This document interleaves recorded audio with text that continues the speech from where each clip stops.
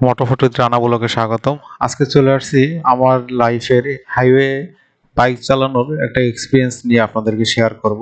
এই দেখেন কি অবস্থা রে ভাই, রাত্রেবেলা ঘুমায় ঘুমায় গাড়ি চালাইলে যা হয়।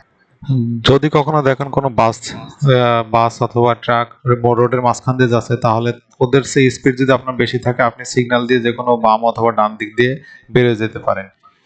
এটা আপনাদের একটু ধারণা দিয়ে রাখলাম।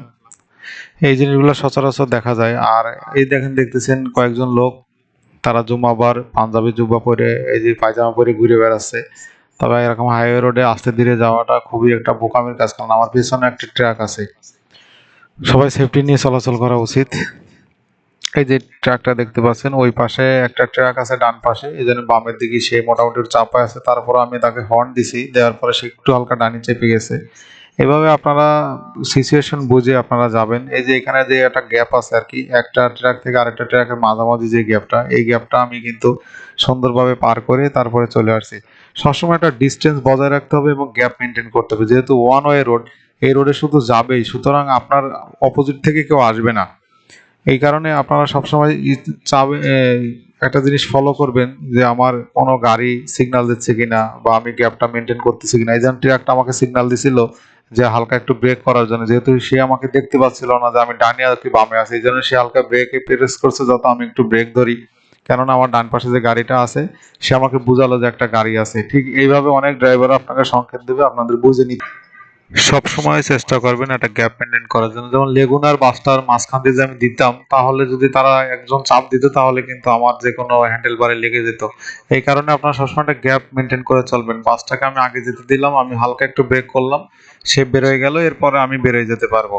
ঠিক এইভাবে আপনারা যখনই কোনো গাড়ি আসুক না কেন আশেপাশে, তখন আপনারা চাইবেন ওই গাড়িটা থেকে একটু ডিস্টেন্স মেনটেন করা, তাহলে আপনারা আর এই ক্ষতির সম্মুখে পড়বেন না। এই যে আমার রোড ক্লিয়ার হয়ে গেছে, আমি কিন্তু এখন ইচ্ছা মতো ট্রেনে বেরোয় যেতে পারবো। আপনি হাইওয়ে রোডে 100 কেন 200 টানেন, সমস্যা নাই, কিন্তু আপনাকে সিচুয়েশন বুঝে টানতে হবে। একটা গাড়ি সামনে আসে আর আপনি ধুম করে গাড়ি টেনে নিয়ে যায়, ব্রেক কন্ট্রোল করতে পারলেন না, তখনই লেগে যাবে। ঠিক এই কারণে বলি, একটা গ্যাপ মেনটেন করে আপনাদের চলতে হবে। এই যে এখন আমার স্পিড মোটামুটি অনেক হাই, 130-এর মতো আছি। এই যে এখন ফাঁকা রোড, আমি জানি ফুল ফাঁকা রোডে ডিভাইড দেওয়া রয়েছে, কোনো সমস্যা নেই, আমি যেতে পারবো। ঠিক আপনারা এরকম সময় গাড়ি টানেন, কোনো সমস্যা নেই। কিন্তু যখন এই ধরনের সামনে বাস ট্রাক চলে আসবে, তখন আপনারা গ্যাপগুলা মেনটেন করবেন যে আমি এই গ্যাপটা দিয়ে ঢুকতে পারবো কিনা, বা আমার সামনে ক্লিয়ার আছে কিনা। আমার সামনে যদি ক্লিয়ার থাকে তাহলে আমি ট্রেনে বেরোয় যেতে পারবো। আবার যদি সামনে জ্যাম থাকে, তাহলে আমি স্পিডটাকে স্লো করব। আমার বাম পাশে গাড়ি বা ডান পাশে গাড়িকে আমি ইন্ডিকেটরের মাধ্যমে জানাবো যে হ্যাঁ আমি ঢুকতে চাচ্ছি বা আমি যেতে চাচ্ছি। যখন আমি ওনাদের হর্ন দিছি, ওনারা দুজন বুঝলো যে হ্যাঁ কেউ একজন ঢুকবে, তখন কিন্তু তারা আমাকে সাইড দিয়ে দিল, আমি বেরোয় চলে আসছি।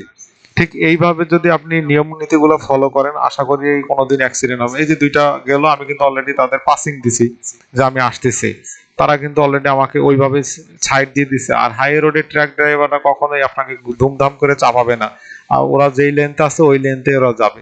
এই যে ভাইরা ওভারটেক করতেছে, তাদের ওভারটেক হচ্ছে না। যখনই আপনি কোনো গাড়ি ওভারটেক করবেন, তখন হাই স্পিডে ওভারটেক করে সেকেন্ডের মধ্যে বেরোয় চলে যাবেন, যেন অন্য গাড়ি আপনার চেয়ে বেশি স্পিডে আসলে সেজন্য আপনাকে ধরতে না পারে। আর এইভাবেই ওভারটেক করার নিয়ম। আশা করি সবাই ভালো থাকবেন, বুঝছেন বিষয়গুলা। আল্লাহ হাফেজ।